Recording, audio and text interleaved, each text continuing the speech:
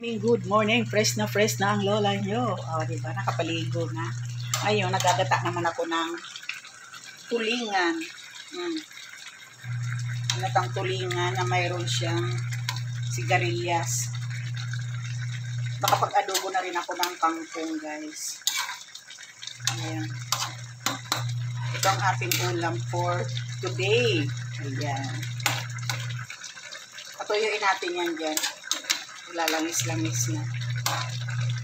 Ako nakatoka ngayon sa kusina kasi yung kapatid ko hindi siya mahilig magluto. Ayun, naglalaba. Ayaw niya tulungan ko siya. Basta daw ang kusina, ariglado. Ayan. Tikman natin.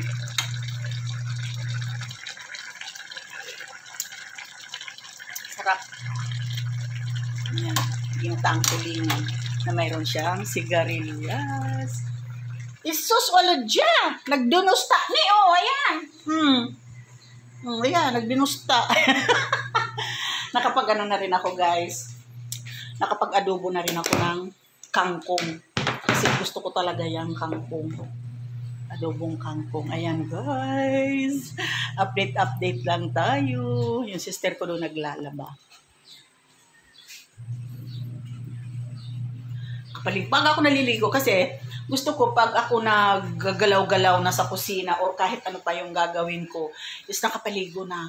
Kasi ayokong pagod yung katawan tapos maliligo. Ayan, guys. Thank you so much for watching. Nakulog dyan. Nagdinostak na ng ido. Bye-bye, guys.